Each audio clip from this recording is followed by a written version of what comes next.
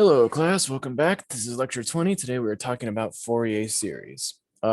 So to motivate the idea about this cool thing, let's think about something we were able to do a long time ago and we redid recently. So long ago, meaning like in calculus, you learn that some functions can be written as an infinite series of powers of x, aka a sum of powers of x. So something like this.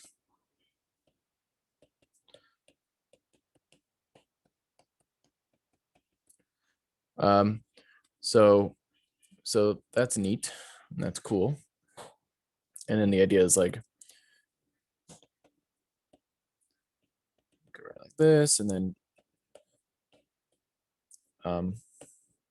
what this series does is it equals your function on the radius of convergence, and it converges to it in that radius.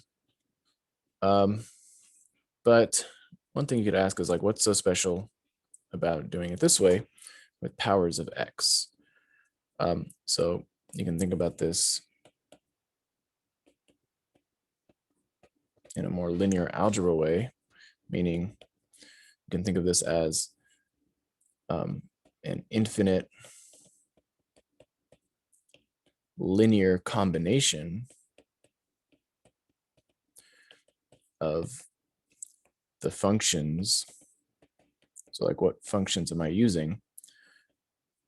And you put them in these little curly bracket notation to denote a list, a big set of things. So these are the functions 1, x, x squared, x cubed, and so on. So it's a really good property that you can do this sometimes. And then like you can stop the sum at some finite number to get a good estimate of your function. All sorts of stuff like that you do in calculus. But what this motivates is like, what's so special about these functions? Why not some other functions instead? So that's what we're going to look at today. This motivates us to find other lists of functions that do something similar, meaning you can use them to write other functions, but in a sort of better way. So other lists of functions with the same property, but maybe better somehow. So like, this is a very limiting thing. This only works on your radius of convergence, and your function that you're trying to write as a power series has to have various properties to make sure this all works. But maybe we could like do it better. So if we use other things besides just powers of x. Okay, so this other list of functions, right now we don't know what they are, so we're just going to name them, and we're going to use the Greek letter phi. So phi 0 of x is the first one, phi 1 of x is the next one, and so on like that. So we have an index on the bottom starting at 0, and we're listing a bunch of functions. And so what we want is that we have these functions, and we can write another function as an infinite linear combination of them, meaning I can multiply my first function by a constant, add, I can multiply my next function by a constant and add, and so on forever. And I want to be able to do this. And somehow this is better than just doing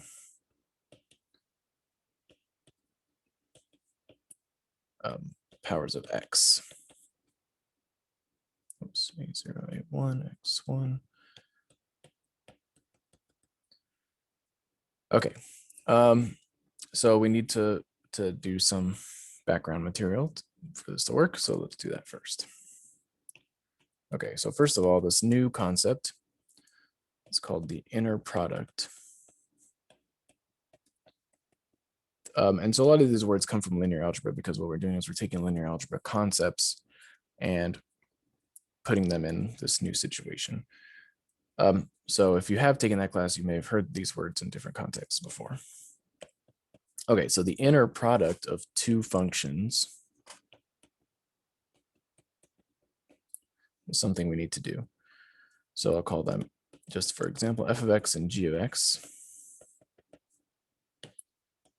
So the inner product of these two functions, you can do this thing. It's going to create a number, but you have to do it on an interval. So let's go from a to b. And so what is the inner product? It's the number you get by multiplying your two functions and then integrating it from a to b. So this will result in a number because you're doing a definite interval. And then notation-wise, it's a bit confusing. So the inner product of two functions you write as parentheses as sort of an ordered pair. So it looks like you're doing a coordinate or something, or a point on the plane, but it's not. It's just the same notation though, unfortunately. Or if you just know everything is functions of x, then you can just leave out the x's. Okay, so this is the inner product. And something special happens when the inner product equals 0. So then you say that the functions are called orthogonal on that interval if this equals 0. It's supposed to remind you of perpendicular. If you take a linear algebra and you take the inner product, something like that, of vectors, and then you get 0, then that means that they're perpendicular. Similar idea, but with functions, it's not really geometric, but it's the same idea. Okay, so let's just do a quick little example here. So what is the inner product of like x squared and x cubed, for example? Well, I got to say what interval I'm talking about. So how about -1 to 1?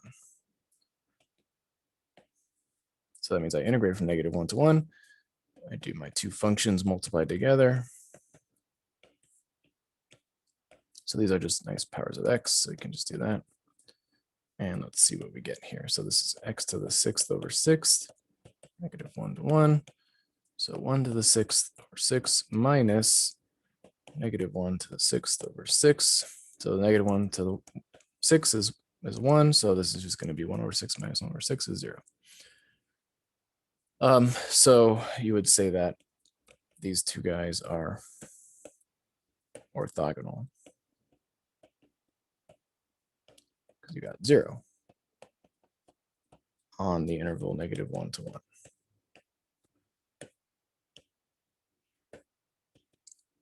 And you could try to like be more general. So like what happens if I change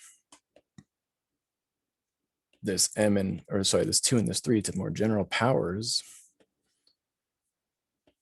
Then you could like get a little bit more fancy and figure out in what situations they are orthogonal. So this would be n plus n plus 1 over n plus n plus 1. And so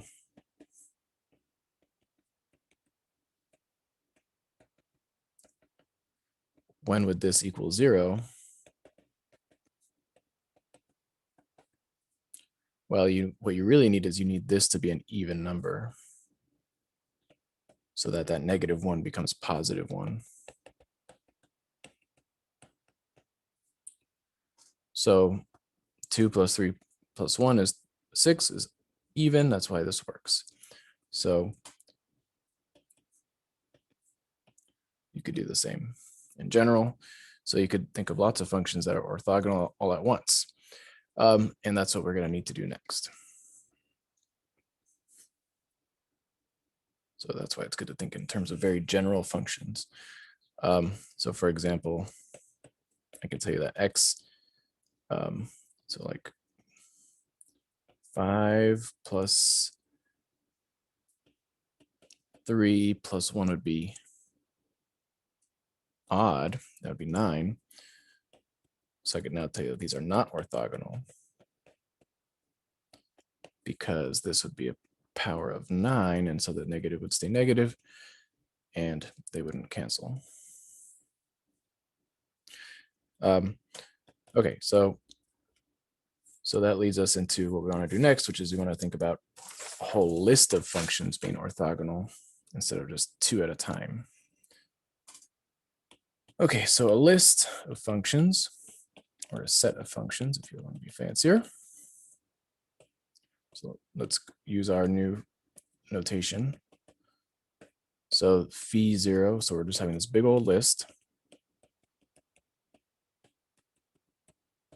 It's an infinitely long list. That's also called orthogonal on an interval. But now what you need is you need any two to be orthogonal to each other, any two different ones. So how can I write that very nicely and quickly? Well, I could say that the inner product of any two of them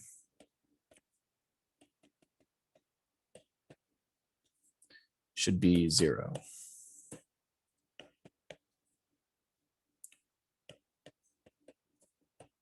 As long as it's not the same thing twice. So m has to not equal n. So this is saying like these two are orthogonal. So if I calculate the inner product, I'll get 0. These two are orthogonal as well.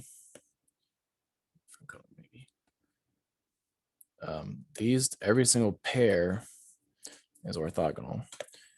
These two are orthogonal. So you might think, wow, that's hard to check. I have to check every single pair. Well, that's why we're going to do things very generally. So you don't have to manually check every pair. So you keep things as m and n, and then you check all at once by doing that. Okay. So for example, something that's not orthogonal is the powers of x. 1, x squared, x cubed, x to the 4th. These guys are not orthogonal because we just saw, for example, x to the 5 and x to the 3rd. If you do this inner product, this will not be 0. But it needs to be 0 for any two. So just because it is 0 sometimes does not mean that it's orthogonal. Okay. So yeah, you could check this by actually calculating it. And this is not going to end up being 0. All right. So now let's see something that is orthogonal. You might think it's very hard to create this long list of functions that are all orthogonal to each other, but it's actually not so bad. So here's a very good example. So 1 cosine of x, cosine of 2x, cosine of 3x, and so on forever. So what's changing here is these numbers, 2, 3, 4, and so on. In fact, you could think of 1, you could think of it as cosine of 0x if you really want. And then this pattern is nice. So this is orthogonal on, so I got to give an interval, negative pi to pi. Okay, so here, my phi 0 of x is just 1. My phi 1 of x is cosine of x. My phi 2 of x is cosine 2x, and so on like that. So in general, phi n of x is cosine nx. That's the pattern. So now if I want to check that this is orthogonal, I need to calculate the inner product of any pair, any two at once. So I'm not going to literally check every single pair like this. I'm going to check them all at once by just keeping m and n as the subscript. Okay, so let's calculate this. And then notice, sorry, just one thing. I could have even, this still fits the pattern because I can think of it as 0x. This is also included. So if n equals 0, I'm still in the same situation. Okay, so this covers all possible pairs. You don't have to think about the first one as a separate case. All right, so let's calculate this thing.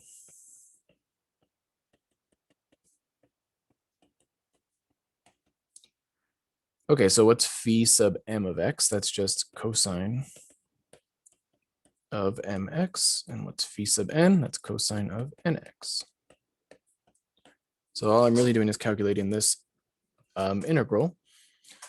And it looks complicated. How would I do this integral? And that's because you just haven't seen trig in a long time. But it's actually not so bad. So if you look up something called the sum and difference formula, and then you change it around a bit, you can get something that tells you cosine of A times cosine of B. It can tell you a formula for that. And what we're doing is we're using that here. Okay, so the formula here gives us 1/2 times cosine of m plus nx. So the formula must be something like 1/2 times cosine of A plus B, and then minus cosine of m minus nx. So this must be the formula here. If you go look it up, it's a sum and difference formula, but rearranged a bit. Okay, and this we can actually integrate. Maybe it looks a bit more complicated, but it's totally doable now. So let's just take out that 1/2.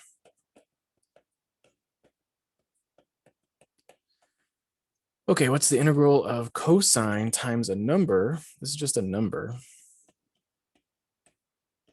M and n are just whole numbers. So it's not like I have to do anything fancy. It would really just be u sub, and you would end up dividing by that number. So let's just do that quickly. So when I integrate cosine, I get sine of the same thing, because it's just a number times x, divided by that number. Once I do my u sub, that's what will happen.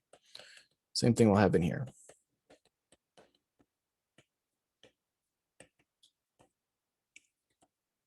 I'm sorry, not -1 to 1. This whole time it was supposed to be what? What did I say?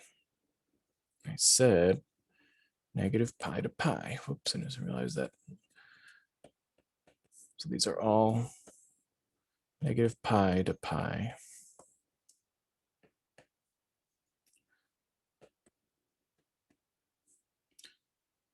Okay, sometimes I take very long to fix the mistake, but eventually I fix it. Pi to pi. Okay, so this is supposed to be 0. Why the heck is this thing 0? Well, it looks very complicated, but all this stuff, that's just 0. Why is that? It's because sine of a whole number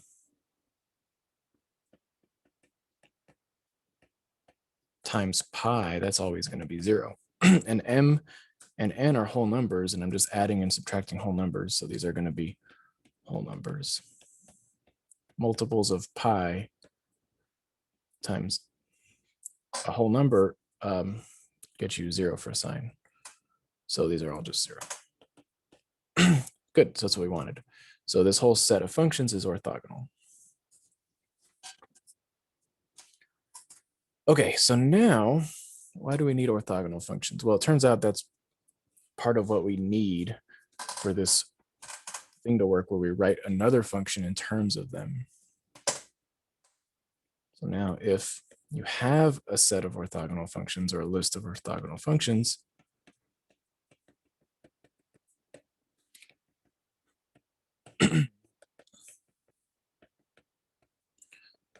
then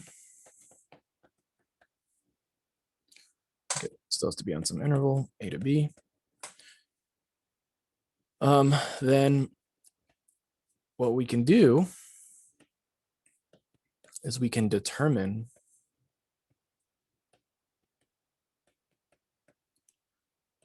the coefficients when you write another function as a infinite linear combination of these functions, these orthogonal functions. So it's very important that you have this property that they are orthogonal. Otherwise, you can't figure out these constants so easily. Maybe at all, I'm not sure. But I do know that if you have that they're orthogonal, then you're able to figure out the coefficients, which if you remember is really the most important part. When we did the power series, you have to be able to figure out these constants to say what the function is in terms of the power series. Same thing here. If you want to express the function as this infinite sum of other functions, then you need to know these coefficients.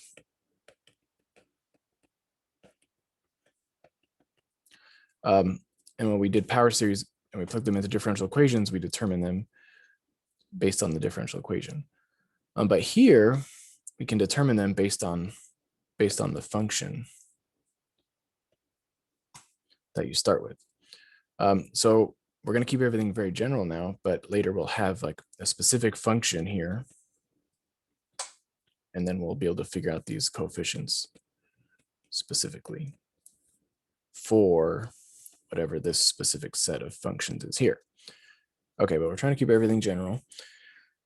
All right, so how are we going to figure out these C's?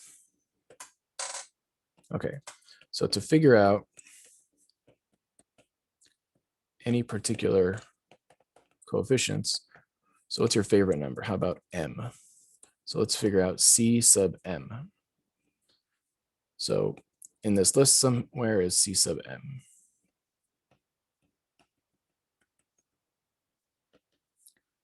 And then you could pick m to be whatever number you want later, but let's just keep it general for Cm. Okay, so what we're going to do to figure out any particular Cm, you just have to multiply both sides of that equation up there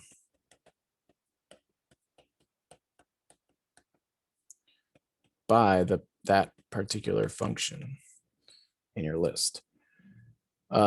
So we're going to multiply both sides of this thing by phi sub m of x.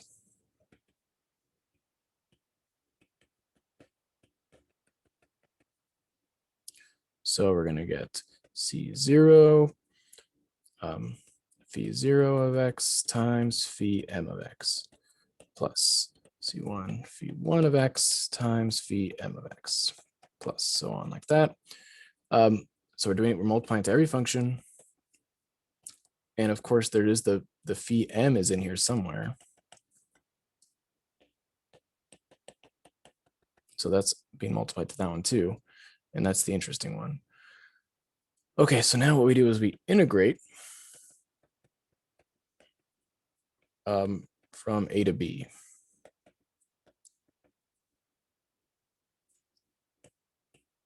So integrate both sides.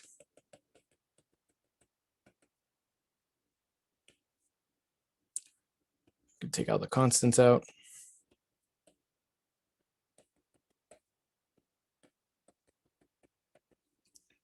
X there.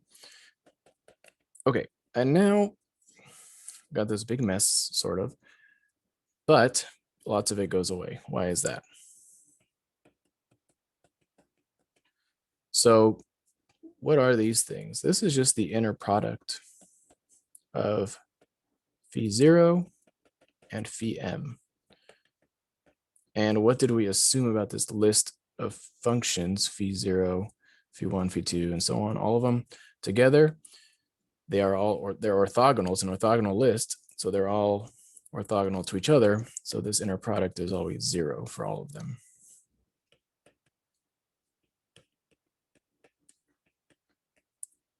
So we assumed that if we had an orthogonal list and we wrote a function in this way, that we want to see what happens. And so we're now using that. We assume that they're orthogonal to say that that one's 0.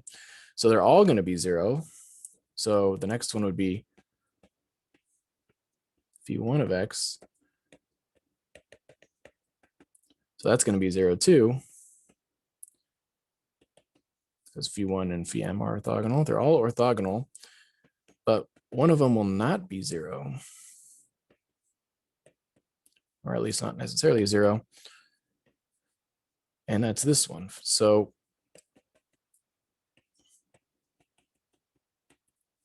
the phi m term, that doesn't, phi m and phi m are not necessarily orthogonal. In fact, they're not supposed to be. It's not supposed to be orthogonal to itself. So this one will not be 0.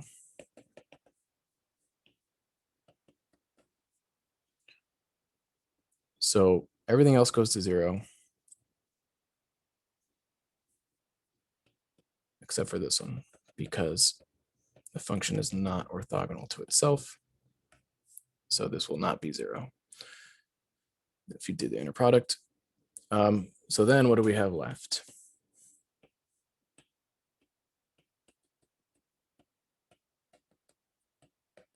All we have left is the Cm term.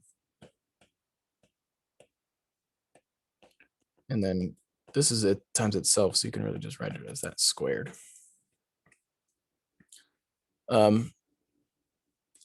Okay, so the goal was to find Cm, and now I have, because now I can just divide. And I get this thing that looks very complicated.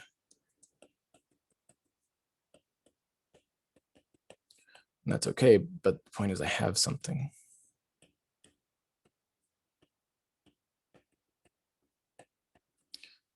So this determines all the coefficients.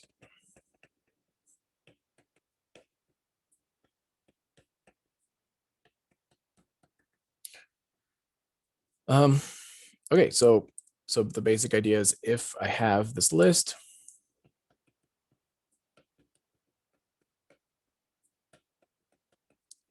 then you can write some other function as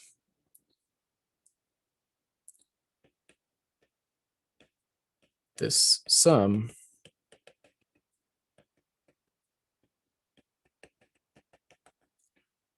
and you can figure out these constants using this formula. And then when you do that, you get another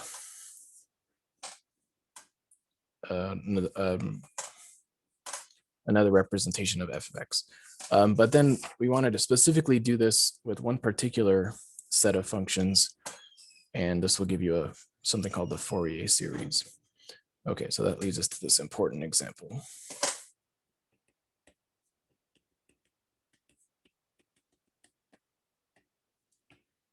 So the important example is this list is orthogonal, and here it is. Sorry, it's orthogonal on negative p to p. So p is just general, some number that you can pick later. And here it is. So it looks very similar to the one we looked at earlier. So the first function is 1. The next function is cosine of, so instead of just pi x, which is what we had before, it's going to be pi over px. And then the next one after that would be cosine of 2 pi over px. So the letter p here is supposed to remind you of the period from trig of these functions. Cosine of 3 pi over px.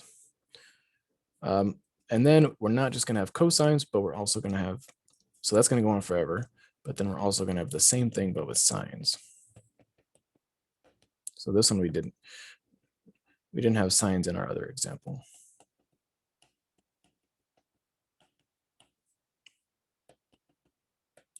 And so that's the complete list of functions in this list. And the claim is that it's orthogonal. Okay, so what we're going to do is we're going to check it a little bit, but first, so notice the first part of the list, so these guys here, is the same as what we did before, except we chose P to be pi. So we already showed these are orthogonal for one particular choice of P, which was pi. So that list before was 1 cosine of x, cosine of 2x, cosine of 3x, cosine of 4x, and so on. And that's what happens if you plug in P equals pi, you get that same list. So this is just more general.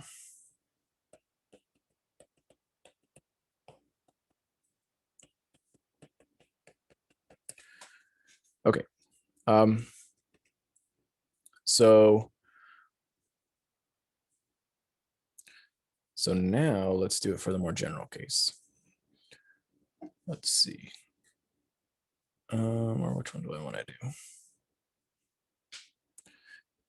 So I'll leave that one to you. You can do that. You can change pi in that example to P, and it'll all work out. I'll do this part instead.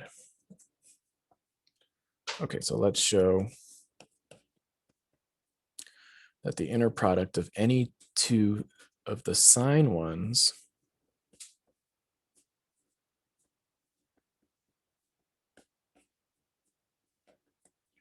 is 0.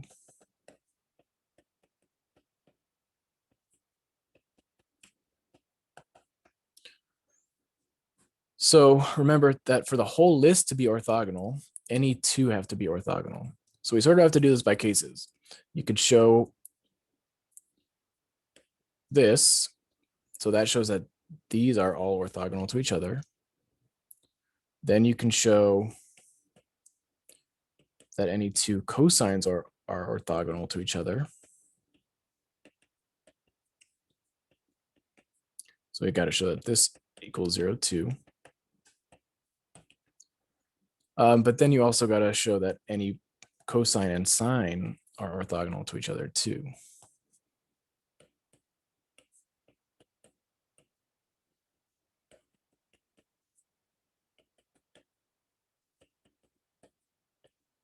Sorry, this m and n should not, this m over here should have been an n because they should be different.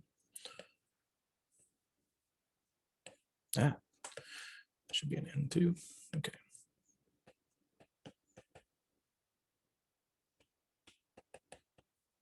So these should all be 0. Here, m and n need to be different so that you're not doing the same function twice, because you're just showing every different pair is orthogonal to each other. So every different pair and the inner product is 0. Here, m should also not equal n. Here, m could equal n because sine and cosine are different.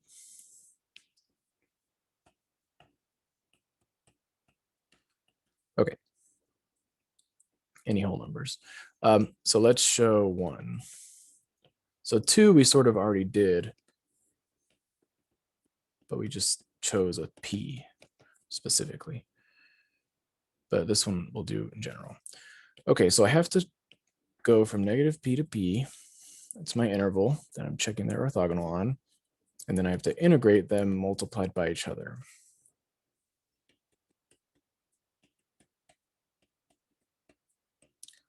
And you could probably guess that I have to use some sort of trig identity to do this interval, and you would be correct if that's what you guessed. So it's another sum and difference formula, modified a little bit, but it turns out to be 1/2. Just stick the 1/2 on the front this time right away. Cosine of the first angle minus the second angle, so that's going to be m minus n over p x minus cosine of the first angle plus the second angle. So then you factor out the x and you write it like that. Okay, so now when we integrate this,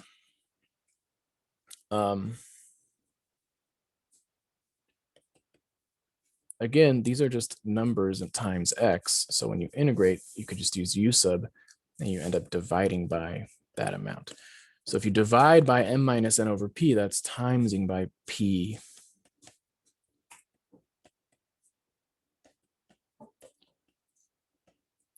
And then dividing by m minus n. So you end up with that. And sorry, the integral of cosine is sine, so that will be gone. And over here, same thing, but positive m plus n. So you get this sort of complicated looking thing integrating from negative p to p. Now, what did I forget? I lost the pi's. That's what makes this impossible. Okay, so now I need to go back and fix that thing. Another little mistake. So there were pi's here and they would still be here. So this should be pi x. Very important. We need that pi x. Otherwise, it won't work.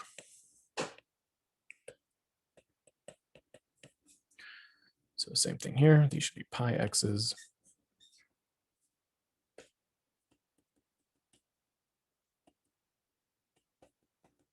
Because now when I plug in p and negative p, so let's just put that there. When I plug in p for x,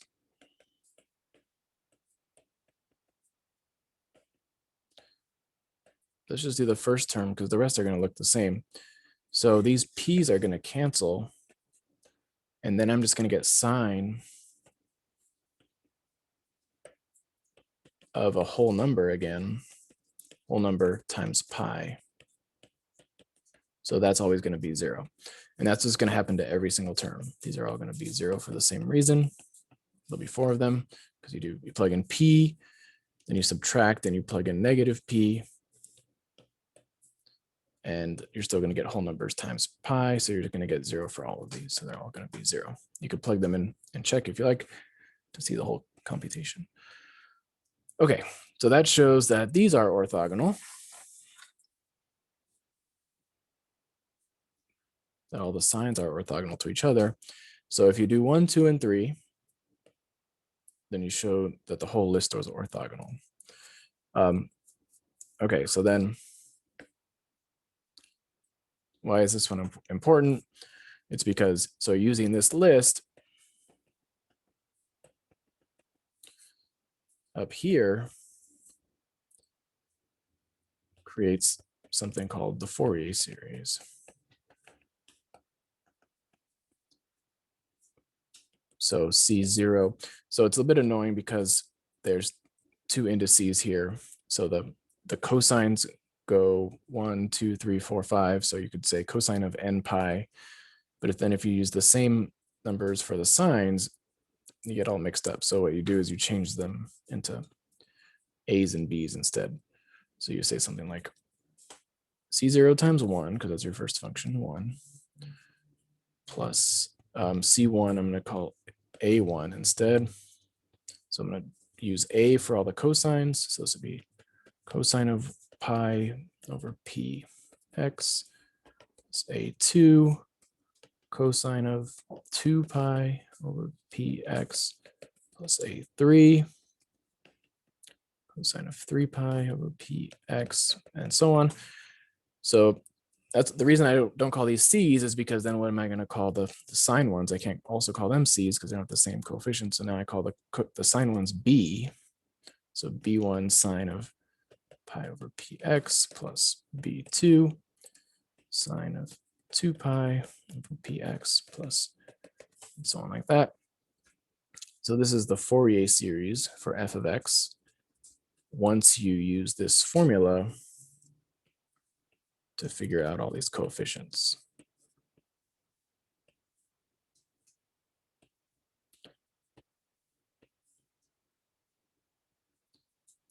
That's the Fourier series for f of x.